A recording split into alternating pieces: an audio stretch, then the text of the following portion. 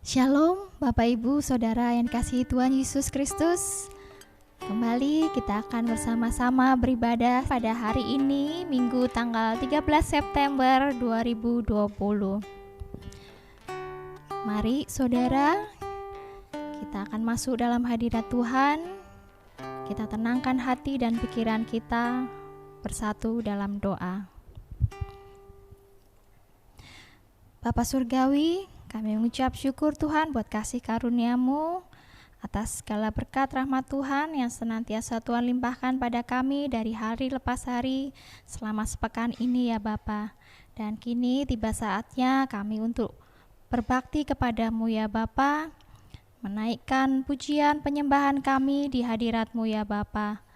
Tuhan, layakkan kami, sucikan dan kuduskan kami, sehingga kami boleh datang kepadamu dengan hati yang tulus menyembah-Mu ya Bapa. Dan kami rindu Tuhan, pujian penyembahan kami boleh menjadi dupa yang harum di hadirat-Mu. Terpujilah Engkau ya Allahku yang hidup. Inilah doa kami ya Bapa. Berkati ibadah kami dari awal, pertengahan hingga pada akhirnya. Di dalam nama-Mu ya Yesus Kristus, Juru Selamat kami yang hidup, kami berdoa. Amin. Firman Tuhan dalam Wahyu 19 ayat 1 dan 4 mengatakan, "Kemudian daripada itu aku mendengar seperti suara yang nyaring dari himpunan besar orang banyak di sorga, katanya, Haleluya! Keselamatan dan kemuliaan dan kekuasaan adalah pada Allah kita." Dan ke-24 tua-tua dan keempat makhluk itu tersungkur dan menyembah Allah yang duduk di atas tahta itu, dan mereka berkata, Amin, Haleluya. Hai Kristen, pujilah. Nyanyian pujian yang diambil dari nomor 37.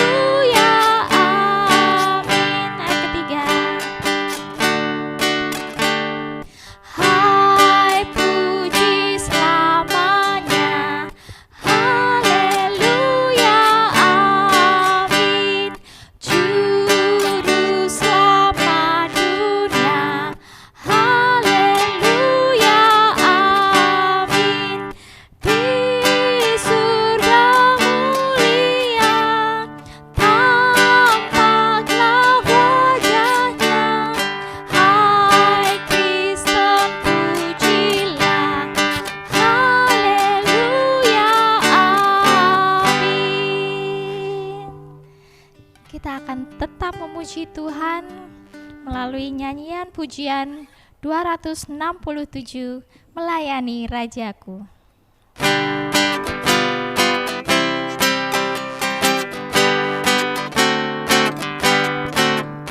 Bahagia melayani Rajaku, oh betapa bahagia, ada damai dan sentosa bagiku. Melayani Rajaku, melayani Rajaku.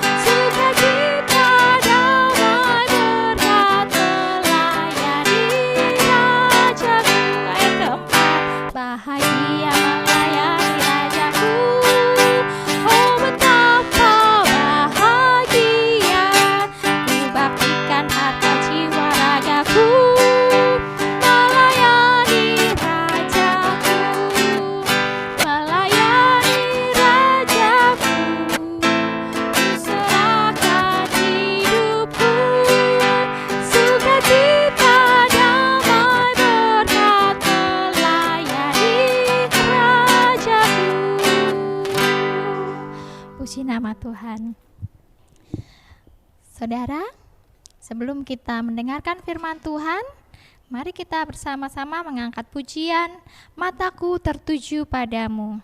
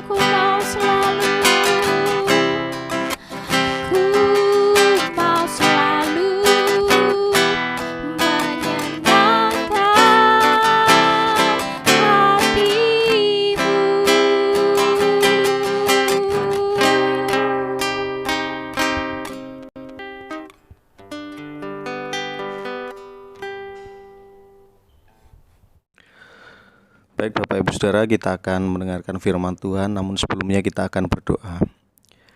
Bapa di dalam surga, kami mengucap syukur karena Tuhan baik kepada kami. Hingga saat ini kami bisa berbakti karena Tuhan Yesus. Saat ini kami akan mendengarkan firman-Mu. Kami mengucap syukur atas kesempatan ini. Berilah kami pengertian untuk kami dapat memahami firman-Mu. Terima kasih Tuhan. Dalam nama Tuhan Yesus, kami mengucap syukur kepada Allah Bapa di surga. Amin. Bapak Ibu Saudara, kita sebagai orang Kristen harus menampilkan karakter Allah di dalam hidup kita, yaitu kasih. Allah adalah kasih, maka anak-anaknya pun juga harus mengasihi. Nah, Bapak Ibu, kasih adalah memberi, tetapi memberi itu belum tentu kasih. Karena dorongan memberi itu atau motivasi memberi itu ada beberapa hal. Yang pertama, orang memberi karena iba atau kasihan atau berbelas kasihan. Lalu orang memberi juga karena memang orang itu bertanggung jawab untuk memberi. Misalnya orang itu bekerja di rumahnya atau sebagai karyawan, pasti wajib kita atau seorang majikan itu akan memberi kepada orang yang bekerja. Lalu juga motivasi memberi itu juga memberi hadiah, karena memang ingin memberi saja. Lalu kemudian memberi juga dilatar belakangi karena ada unsur-unsur tertentu. Memberi juga dilatar belakangi dengan balas budi dan sebagainya. Ada banyak hal motivasi untuk memberi. Maka memberi itu tidak selalu kasih, tetapi kasih selalu memberi. Nah, bagaimana cara kita memberi sesuatu kepada Allah? Bagaimana cara kita mempersembahkan sesuatu kepada Allah? Mari kita akan membuka Alkitab kita dalam Kejadian pasal 4 ayat 1 sampai dengan yang keempat. Saya akan bacakan untuk saudara. Kemudian manusia itu bersetubuh dengan Hawa istrinya dan mengandunglah perempuan itu lalu melahirkan Kain. Maka kata perempuan itu, "Aku telah mendapat seorang anak laki-laki dengan pertolongan Tuhan." Selanjutnya dilahirkannya lah Habel, adik Kain, dan Habel menjadi gembala kambing domba, Kain menjadi petani. Setelah beberapa waktu lamanya, maka Kain mempersembahkan sebagian dari hasil tanah itu kepada Tuhan sebagai korban persembahan. Habel juga mempersembahkan korban persembahan dari anak sulung kambing dombanya, yakni lemak-lemaknya, maka Tuhan mengindahkan Habel dan korban persembahannya itu. Nah, saudara, di sini ada cerita bahwa Habel dan Kain mempersembahkan korban kepada Allah. Mereka memberi persembahan, mereka memberi sesuatu untuk Tuhan. Saudara, mengapa Kain dan Habel ini mempersembahkan korban kepada Tuhan? Apa yang melatar belakangi mengapa mereka mempersembahkan korban kepada Tuhan? Nah, paling tidak yang saya renungkan itu yang pertama adalah karena mereka diajar oleh bapak dan ibunya mengenai memberi. Karena latar belakang dulu bapaknya itu bisa hidup karena diberi oleh Tuhan. Ketika mereka jatuh dalam dosa, Adam dan Hawa, mereka harus mati, mereka harus terusir, dan itu adalah kebaikan Tuhan. Mengapa? Karena kematian adalah batas di mana keberdosaan mereka telah selesai. Maka setelah kematian ada penghukuman, ada penghakiman. Maka yang berkenan kepada Allah akan diselamatkan, yang tidak akan dihukum selama-lamanya. Lalu kemudian di dalam pengusiran juga ternyata di dalam pengusiran itu kita kemarin belajar bahwa Tuhan baik, masih memberikan kehidupan, masih memberikan kelangsungan hidup bagi anak cucu Adam sekalipun Adam dan Hawa harus mati. Dan Allah juga sudah memberikan kepada mereka pakaian dari kulit binatang. Ini merupakan korban yang pertama yang dilakukan oleh Allah untuk menutupi ketelanjangan manusia. Nah, Bapak Ibu Saudara, latar belakang dari hal inilah yang kemudian pasti diceritakan oleh Adam dan Hawa kepada anak-anaknya, sehingga anak-anaknya meresponinya dan memberikan korban, memberikan persembahan kepada Tuhan. Nah, dari sini kita juga melihat juga di ayat yang pertama bahwa Hawa mengucap syukur kepada Allah. Hawa berkata, "Aku telah mendapat seorang anak laki-laki dengan pertolongan Tuhan." Ungkapan ini adalah ungkapan bahwa menyatakan bahwa Allah itu baik kepada mereka sekalipun mereka sudah mengkhianati Tuhan. Tetapi Tuhan masih memberi pertolongan kepada Hawa dengan membuat Hawa ini melahirkan seorang anak laki-laki yang namanya Kain. Dan juga bukan itu saja, Habel juga dilahirkan oleh Hawa. Sehingga oleh dasar inilah maka anak-anak dari Adam dan Hawa memberi persembahan oleh Tuhan. Nah, ini adalah poin yang penting yang perlu kita mengerti, bahwa apa yang kita berikan kepada Allah, apa yang kita berikan kepada Tuhan melalui persembahan, itu bukan karena supaya kita mendapatkan sesuatu dari Tuhan, atau bukan supaya kita ditolong Tuhan, bukan supaya kita diberkati Tuhan. Justru apa yang kita lakukan kepada Tuhan di dalam mempersembahkan korban itu karena Tuhan sudah memberkati. Sama seperti Kain dan Habel. Kain dan Habel mempersembahkan korban itu bukan supaya diberkati, bukan supaya Kain dan Habel itu menjadi kaya, tidak. Bukan supaya Kain dan Habel ini akan mendapatkan berlipat-lipat, baik itu kambing domba maupun hasil pertanian, tidak. Tetapi mereka mempersembahkan dasarnya adalah karena orang tua mereka pernah ditolong, dasarnya adalah kehidupan mereka sudah diberkati oleh Tuhan. Nah, ini poin penting kekristenan. Pemberian itu bukan supaya diberkati, tetapi pemberian itu karena sudah diberkati. Hal ini beda dengan pandangan dunia atau agama-agama di sekitar kita. Mereka melakukan ibadah, mereka melakukan kebaikan itu supaya mereka hidup enak, supaya mereka mendapatkan sesuatu yang baik atau rezeki dan sebagainya.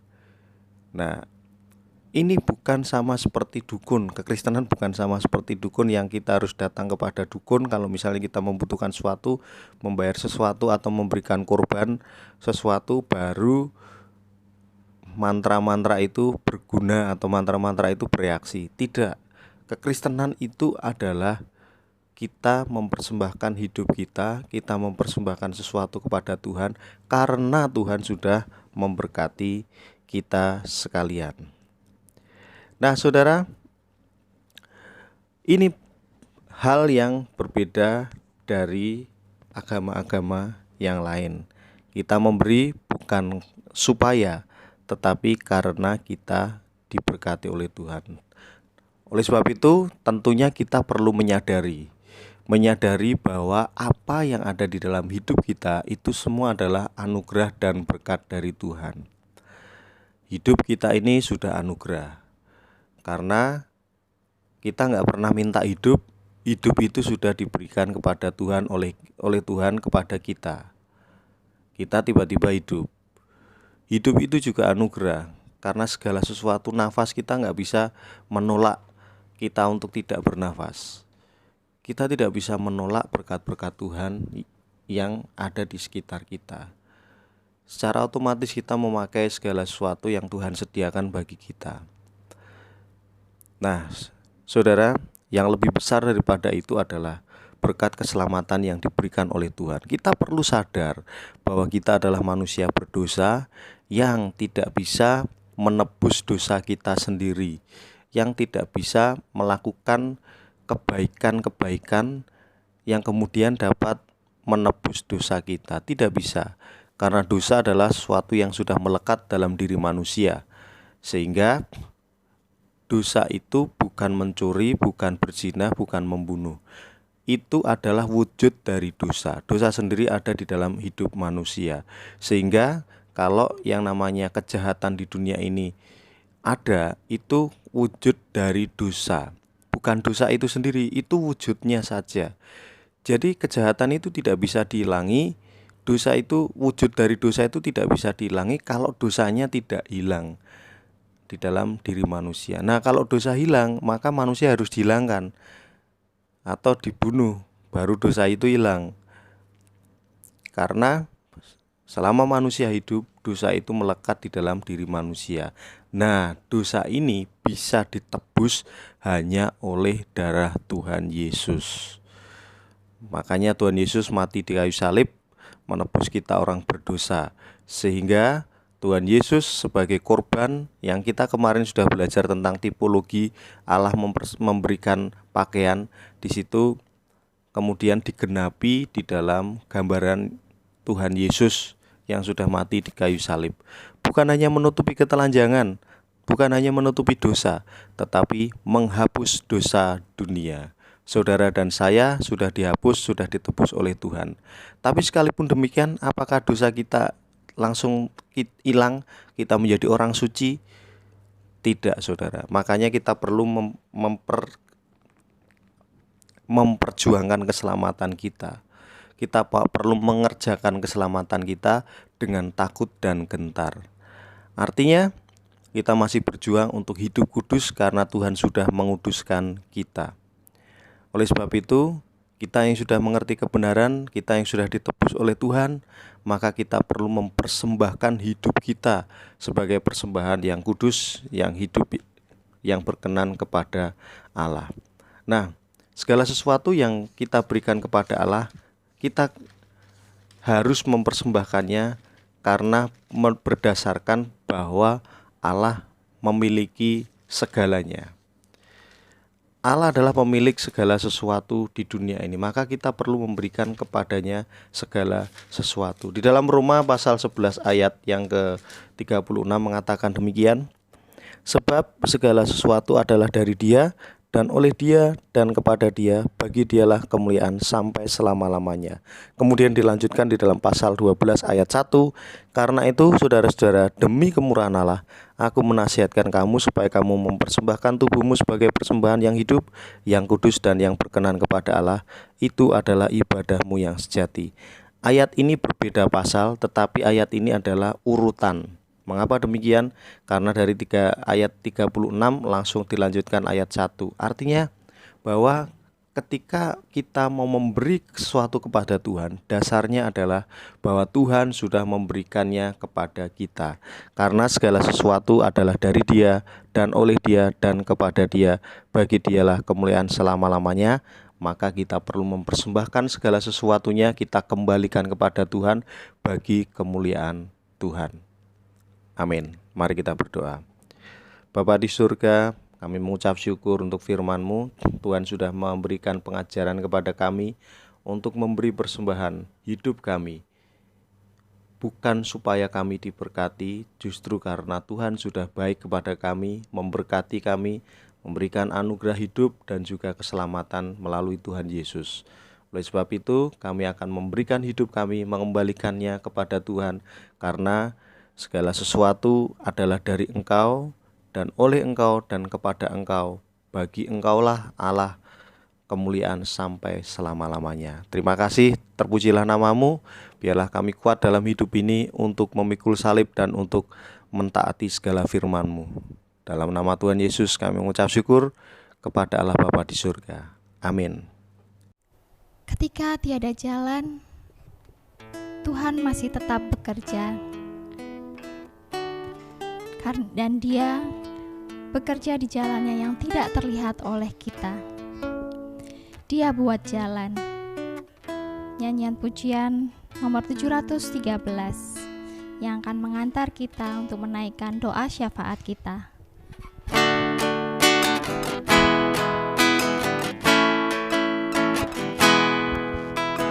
Dia buat jalan saat tiada jalan.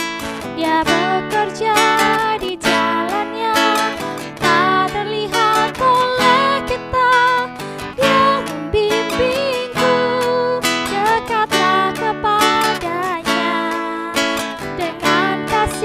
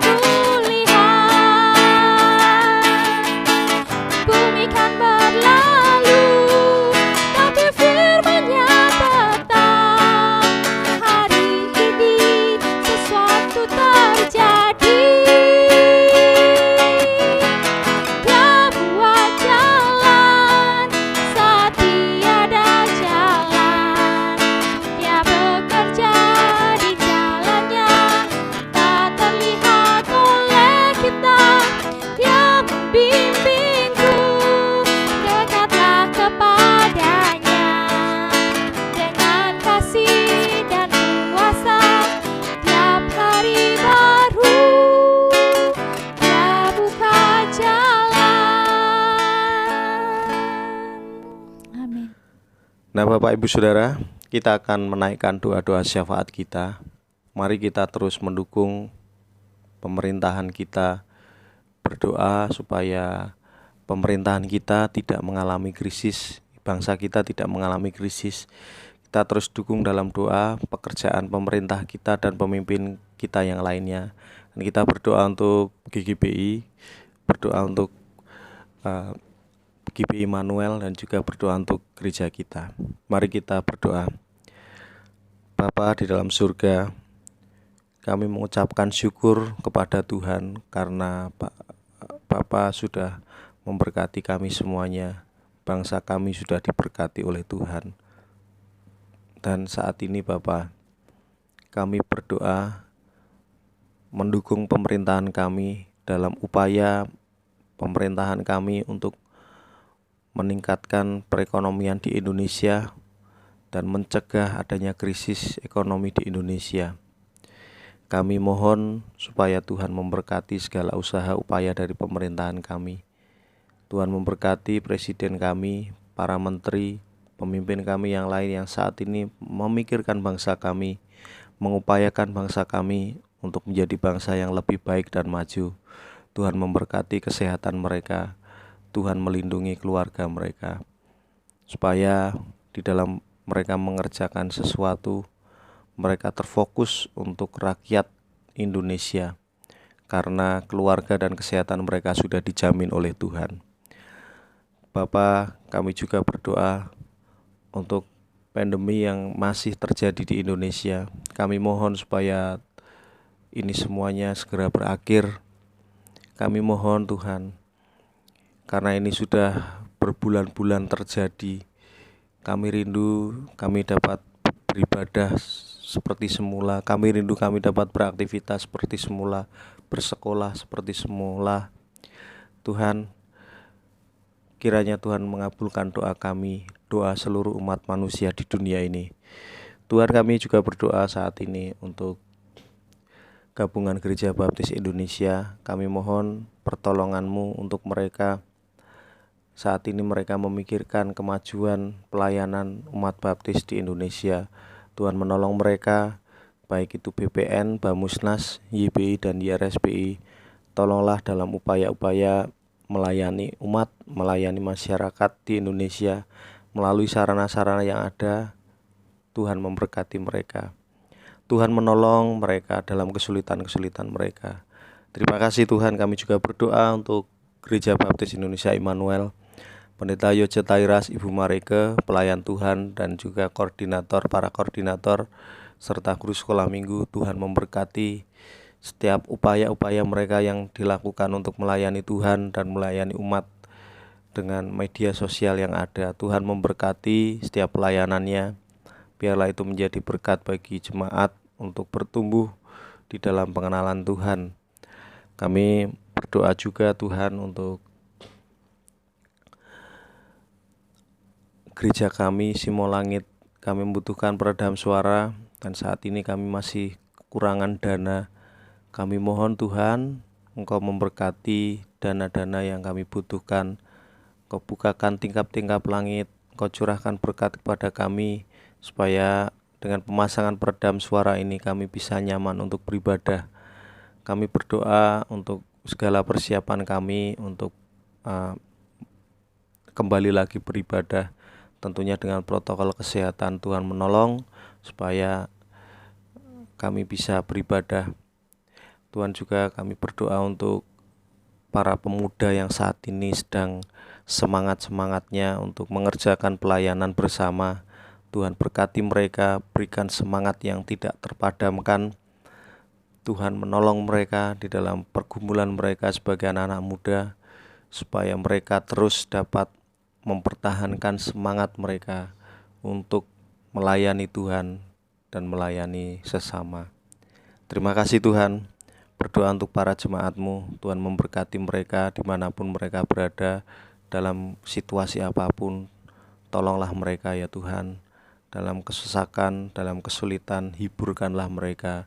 Dalam kesedihan, Tuhan pulihkanlah mereka. Tuhan tolong mereka yang sakit, Pak Robert, Pak Lukasiono, dan juga Ibu Mur. Tuhan memberkati mereka.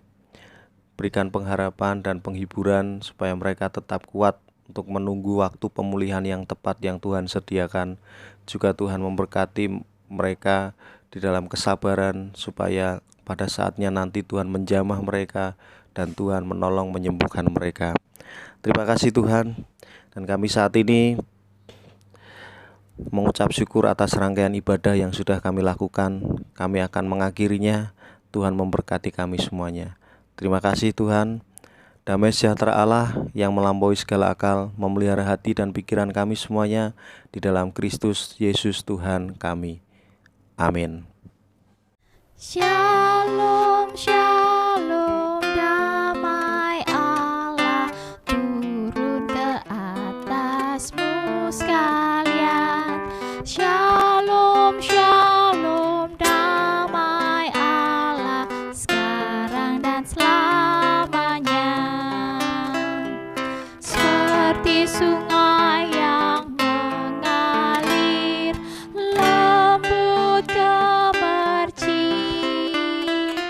seperti burung merpati, damai surgawi.